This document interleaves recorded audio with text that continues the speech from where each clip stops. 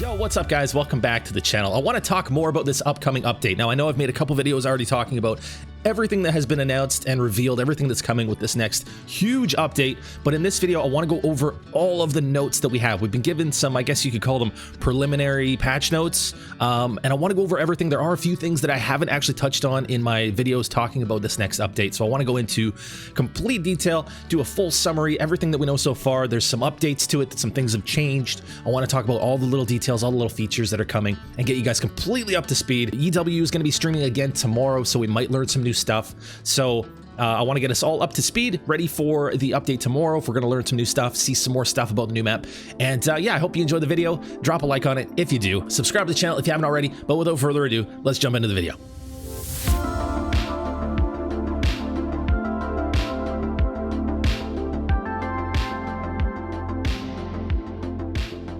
Okay, so this update is being dubbed the Granite update, and it comes with and is featuring a brand new map, right? We know that, New England mountains with 15 species of animals. The new weapon is the Patriot muzzleloader, right? The modern muzzleloader. We're getting another muzzleloader in the game. The full weapon customization feature is also coming with this Granite update, right? The weapon customization, the guns, the bows.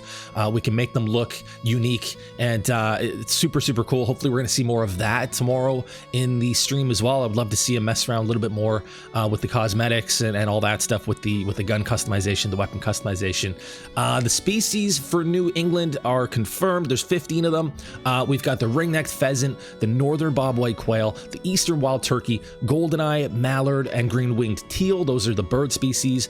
And then we've got the eastern cottontail rabbit, the common raccoon, coyotes, gray foxes, red foxes, bobcats, and then we've got the whitetail, the black bear, and the moose as well. So 15 species. Of course, we also have the great one moose coming with this update. 5 variations. We have actually seen a picture of one. I'll throw it up on the screen right now. The one that we have seen, we've seen, I think Jaxie referred to it as kind of like the more common variation of the great one. So we have seen one of the variations. There's going to be 4 more that we haven't seen yet. Hopefully we get something, maybe the white moose. I would love to see some velvet. A white moose with white velvet would be incredible. I would love to see that. Yeah, a white moose, maybe an albino kind of variation. I would love to see some velvet or some shedding on the antlers. Hopefully some big non-typical racks. Only time will tell what those variations look like. Whether or not EW is going to show us any of them or let us find them on our own is yet to be determined, but we will be finding out soon. And I'm very, very excited about that great one moose. The backfilling. So as we all know, right guys, backfilling on almost every map. Revon Thule is not getting more species. Obviously it's already got 19. It doesn't need any more species. So they're not doing anything Revon Thule. Silverage Peaks, right? At first, they were saying that we were going to be getting blacktail on Silverage Peaks. That idea was scrapped because it's just not accurate. There are no blacktail in Colorado, so it wouldn't really make too much sense to put them on Silverage Peaks. So as of right now, they haven't given us another species that would be taking its place on Silverage Peaks. If they are going to be doing backfilling, I imagine they're going to pick something and put something on Silverage Peaks, whether it's an upland bird or maybe coyotes. They could do moose if they wanted to. Some options there. Hopefully we'll find out something soon. Maybe even tomorrow we'll find something out about Silverage Peaks, whether or not there's going to be a backfilled animal. But what we do know so far, what is confirmed, ring-necked pheasants are being added to Hirschfelden and Quattro Colinas. Merriam turkeys are going to be on Layton Lakes. Medvedtega is getting a whole lot of love, much needed love for Medvedtega. They're getting 2 species added to Medvedtega. Gray wolves and capercaillie over there as well. Eurasian widgeons are coming to Virhonga Savannah, not the greater kudu. Okay, that's been confirmed. The greater kudu thing was a mistake, an oversight, whatever you want to call it. Eurasian widgeons on Virhonga. I think it's going to be cool to have ducks in Virhonga Savannah. Some people are showing a little bit of disappointment over the Eurasian widgeons, and a lot of people were hoping for maybe something else, but I think it's cool. Eurasian widgeons, they migrate through Africa and Asia. They're very widespread over the globe, and I think it'll be cool to have ducks on the lakes of Virhonga Savannah and maybe along the coast as well. Collared peccary to Parque Fernando. Canada goose are being added to Yukon Valley. Mallards in Tiaroa. Pronghorn are going to be on Rancho. That's a cool one. And Mississippi is getting some ducks, which is really, really cool. I think that's going to make a lot of people really happy being able to do some duck hunting in Mississippi. Mississippi is getting the green-winged teal. Population resets. Lots of questions from you guys regarding whether or not there's going to be a bunch of pop resets with this update. One thing that this update does not have a lot of, which we have seen in a lot of previous recent updates, is there's not a lot of pop resets happening. The only thing as of right now that's been confirmed as far as population resets that are coming with this update are the moose in all of the maps that have moose, Leighton Lakes, Medved, Yukon, and Finland as well. Iberian Mouflon are getting a reset in Quattro Colinas. I imagine that's probably mostly to do with their nighttime drink time, so hopefully they're going to be drinking in the day now. And then mountain lions are going to be getting a full pop reset in Silver Ridge Peaks. They're going to be drinking at midnight now, so they're not going to be drinking with the black bears. They're going to be away from the black bears, so that's going to be something that is very, very welcomed by a lot of people in Silver Ridge Peaks with the mountain lions. So that's it, just the 3 species getting pop resets. That's it, no full map resets or anything like that. Drink times are being adjusted for Eurasian lynx. Eurasian lynx are getting their drink time back in Medved. That is cool. Curious to see if that's going to be a daytime drink time maybe, or if they're going to be drinking at night again on Medved. That is yet to be seen. Bighorn sheep in Rancho del Arroyo are getting a drink time update, as well as of course the mountain lions and Silver Ridge Peaks, which we just talked about. So now there's some new features coming as well for console players. Xbox Series X and S, as well as PS5, should now have their VSync set to 60 Hertz. This should allow users to play at 60 FPS. So 60 FPS on consoles, smoother gameplay. It's going to look better. It's going to be smoother. That's really, really cool. I'm sure that's pretty exciting for the console players out there. So very, very cool.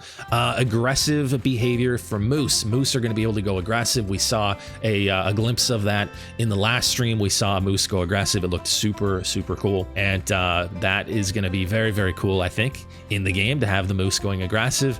Implemented new design for Need Zone info box on map UI, which can now display multiple animal schedules, if any. So the Need Zone info box on the map is getting a rework, and I imagine that's gonna mean that we're gonna be able to see more than just 2 animals. I'm not 100% sure what that entails, but I imagine it's not gonna max at 2 animals. So if there's maybe 3 or 4 animals using a certain zone, we'll be able to see all of them. So I think they're just completely redesigning how that's working, and that's awesome. So we'll be able to see every animal that is using a need zone, not just 2. Right now it maxes at 2, and if there's more than that, you can't see more than 2. So that's cool. Really happy to hear that. Harvest screen has been updated now with preview mode available, and we all saw that in the last stream. If you guys didn't see that, I put it in my last update video talking about the update. I showed a clip of it in there, the new harvest screen. It looks awesome, completely redone. There's a preview mode where you can bring the animal up to like full screen, and it's completely gray behind it, which is going to be awesome for content creators, for cutting out animals for the thumbnails and stuff like that. The harvest screen looks awesome. We got to see the whitetail in that last stream. The whitetail models look so good. The whitetail are being reworked, by the way, as well. That's another thing, as well as the moose. The moose are getting some more love as well. And yeah, super cool. The harvest screen looks so good. Really, really happy with that. Button prompts will now show up when placing portable structures. I don't know exactly what this one means, because the button prompts already do show up when placing portable structures, I think. But maybe there's a little change happening to that, so I'm curious to see that when that is implemented.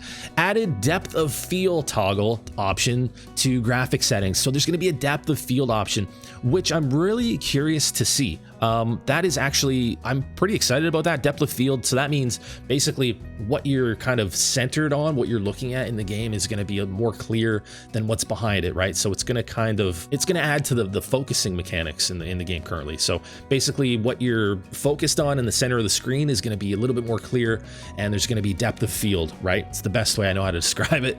But that might look really cool. Added ability to place and remove waypoints via binoculars with options in key binding settings. That's huge. So we'll be able to actually make a mark on the map while looking through the binos. We won't have to go into the map to place the waypoint.